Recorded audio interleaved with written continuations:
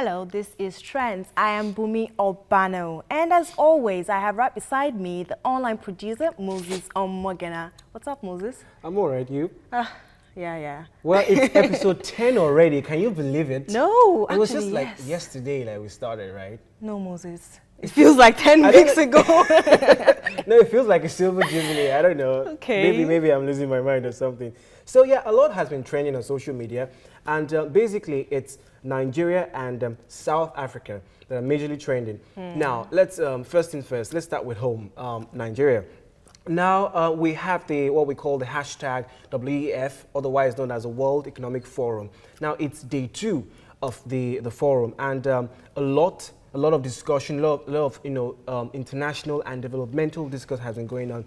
Now, worthy of note, one of the speakers was the one that came from Dominic Barton. Dominic Barton is one of the key speakers, by the way, and he said that Africa, we need to start, grooming our young ones for employment. Now, he said that because after very keen observation and survey, they got to find out that school leavers and undergraduates are only 30% capable of delivering in their areas of expertise. Now, that's very low. Yes, and very sad too. Now, what worthy of note is the fact that Africa is the second largest and the second fastest growing economy in the world, and it also has the second largest youth entrepreneurs as well. Now, that's not very good. You know why? Because most of these skillful young entrepreneurs have what we call raw skill. Now, raw skill in the sense that they're not professionally trained. They're not trained, many of them just have vocational expertise, such that when it's time to deliver on world standard, there's a problem. So they find themselves lacking in that regard. Exactly. So it's time to start training our young ones, our young entrepreneurs for, professionally, getting them hands-on. It's not all about the theory and the paperwork, but it's getting them hands-on on their professional areas of expertise. Now, second is hashtag Bring Back Our Girls. It's been 3 weeks plus now since the campaign started, and a lot of update has been going on. Change.org, for example, is one of the very big campaigners on social media. As a matter of fact, they have about 550,000 signatures already on hashtag Bring Back Our Girls. And world global inspirational leaders like Barack Obama, Michelle Obama, Hillary Clinton, David Cameron have been able to be part of this and to lend their voice to help. Now, the irony in here is, here at home, our federal government or our political leaders seem to be somewhat reluctant, in going out, and championing this campaign and, what I would call awareness for this. Could it be that they're very busy trying to find the girls? Well, feel free to say that, but you're on your own on that, because the majority are not going to agree with you. In fact, one of the social media trends that have been going on is the video that was released recently by the First Lady, where we saw a very emotional First Lady. She was crying, bring back our girls and all that.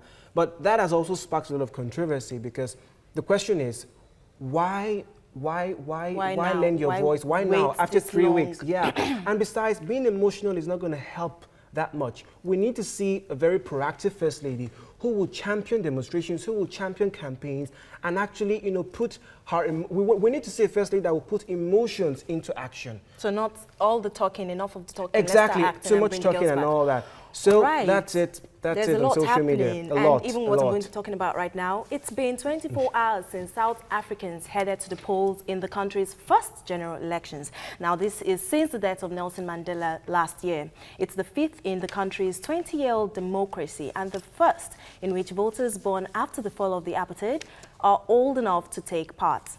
Now, they're also known as the Born Frees. Mandela's party, the African National Congress, has won all of the national elections over the past 20 years. Critics say, though, several opposition parties have regional strongholds. Only the ANC has a realistic chance of winning the presidency, so it looks like this time around they will also go away with the winning position. Now, today on Trends, we examine the election process and the future of South Africa after the elections. We'll be right back after this.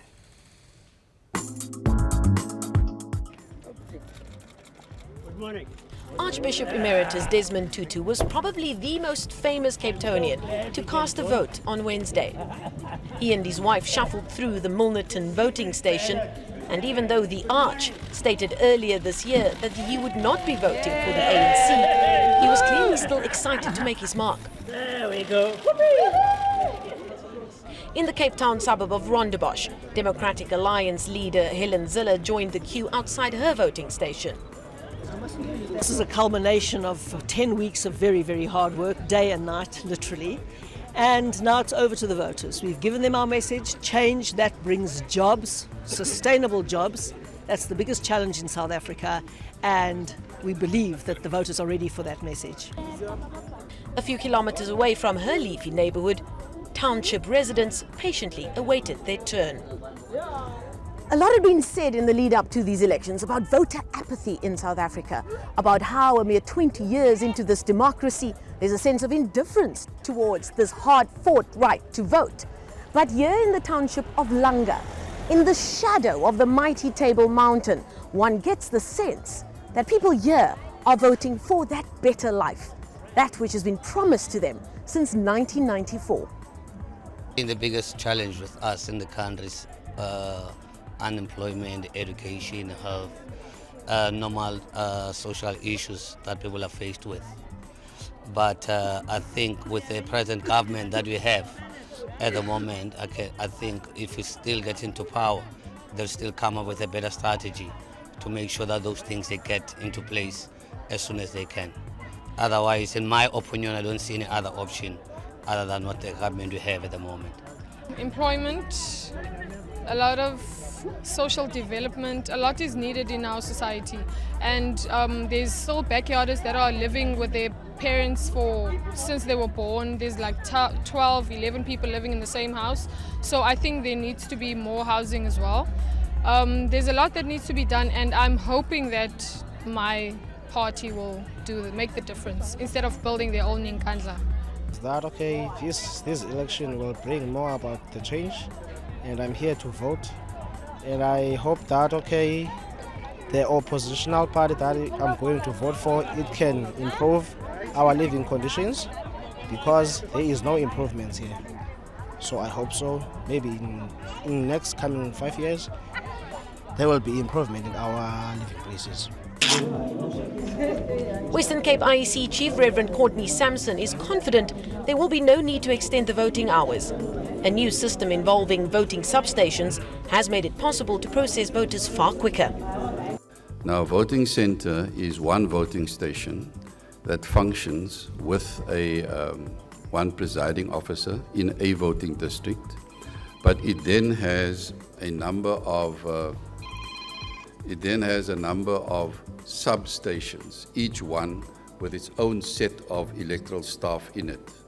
So where in the past people would be, when there's a big queue, people would be put into, say, 3 queues, but then they still will be served by one set of staff inside.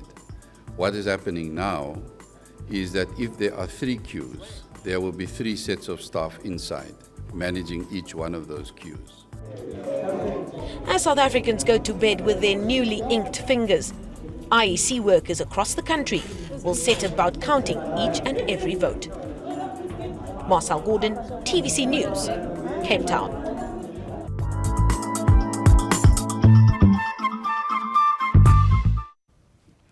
I liked that phrase, newly inked fingers, to show how, they went out to vote. But if there's one thing, or 2 things rather, I got from that, people, especially youth employment, seems to be a problem, and housing. So they're hoping that this will be changed in the new dispensation. It's basic all around Africa. Most African countries, still, sadly though, are still asking for basic amenities, on, employment, housing, yeah, basic amenities. Lights for some, exactly, water. Yeah. So I like the fact that, we're seeing young people speaking out and saying, this is what we want, this is what we want the government to be like, and it seems to have a really calm, let's say hitch-free mood. However, from what you could hear, it looked like a lot of people were saying that, maybe I would go ahead and vote for the opposition. However, from the reports we've been getting, the ruling party seem to be having leading. a swooping win. Yeah. Yes, and that's Yeah. unfortunate, isn't it, for those people who went ahead to vote for the opposition. Joining us to discuss this issue today is GT Ogunye. He's a political analyst and a barrister. And via Skype, we have Jendele Humbo. He's also an African affairs analyst. You're both welcome, and thank you for being a part of this Thank you for joining us, sir. program. Okay, so I'll start with you, Jendele. So, did you cast your votes yesterday? Well, no. I'm not qualified to vote. To vote, you must either be a South African or a naturalized South African, neither of which I am. All I've done is to follow the progress of the voting exercise, and that's all I've done between yesterday and today. Oh, okay. And okay, so tell me, you were there. So tell me, how was the exercise? How was the turnout? You know, who came out, who did not? Yeah, well, it's been a very interesting exercise. The turnout has been quite impressive. Quite over 70% of the registered voters have gone to cast their votes, and that shows that the turnout is good enough. There are speculations that the turnout this year might even be perhaps one of the highest they've had in the country so far, because the number of registered voters are numbering about 25 million, a little bit over 25 million. And we're hearing that over 18 million people had voted. So if you compare this to the figures they had in the past, then it means that this election will be one in which they've had the highest number of voters. But don't also forget that in talking about this kind of statistics, you need to factor in the population progression of the country between 1994 and 2014. So the population has increased quite considerably. And another thing you also need to think about is the fact that in spite of this huge turnout, you still had a few people who still decided not to vote. It's a choice that one is free to exercise, and that was what happened. Okay, talking about the election and the turnout, it turned out that was even there were more people out than people expected. Barrister, I would like to address this to you. What was so unique about this particular election, if there was anything really? You know, the uniqueness of this election lies in the fact that, one, South Africa, free South Africa is about 20 years old. Second, this is the first election that will be held in the post-Nelson Mandela era. Three, before the election, there had been a lot of allegations and accusations against the head of the ruling party and the president of South Africa, and the president of Jacob Zuma, and a lot of persons who, even within the fold of the ANC, have broken out, including the SYU leader, Malema, into other political parties. So there was a kind of galvanization before the election, which then made the election very unique. The questions people want to know, observers and participants in the process, would be that in the face of all this, will the ANC be returned to power, and will Jacob Zuma continue to be the president? I think that these are the uniqueness about this election. Other than that, the election is one of the elections that have been held in the past, one of such elections. So South Africa, in a way, has matured electioneering process-wise.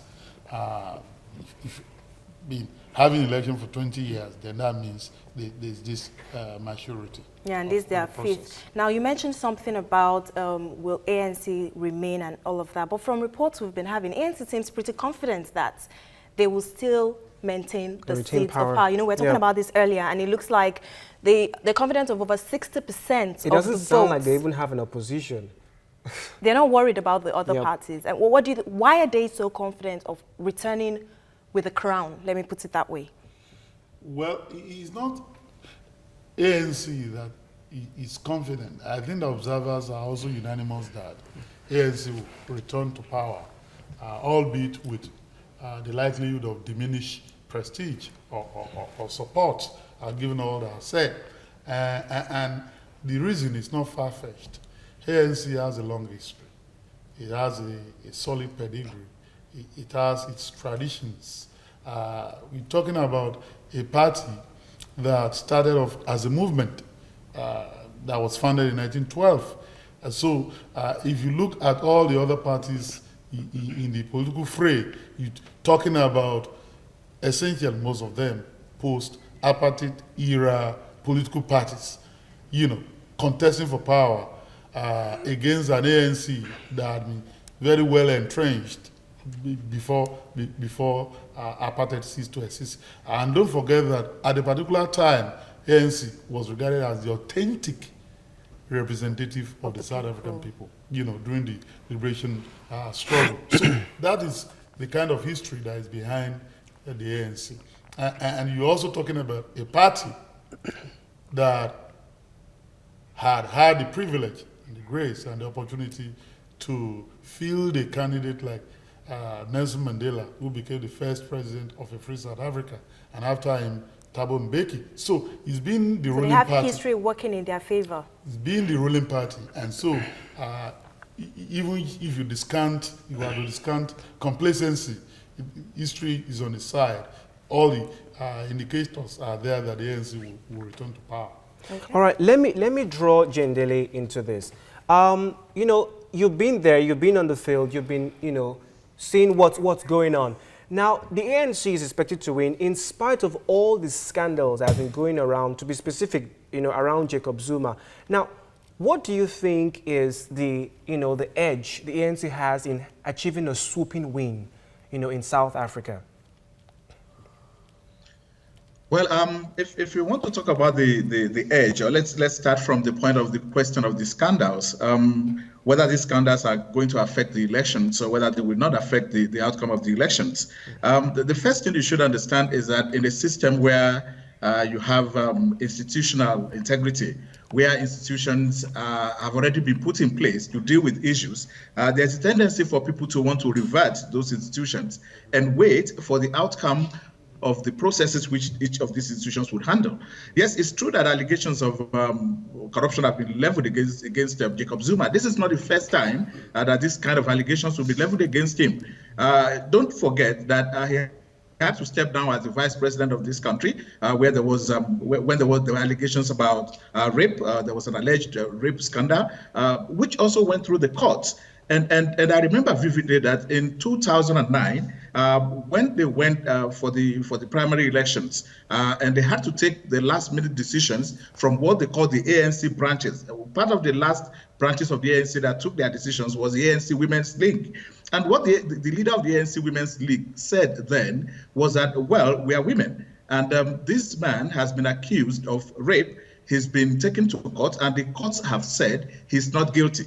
So if we deny him the presidency of the country or the candidature of our political party on the basis of an allegation of which he has been absolved, it means we do not believe in our courts. And so because we believe in the courts, we're going to vote for him. And that was how he got the nomination in 2009. And so a similar situation almost presented itself when there were allegations about how much money he had spent in renovating his private residence in his homestead in Kandla. But again, that allegation too had to go through a process. It's a public protector who's got the authority to investigate these allegations.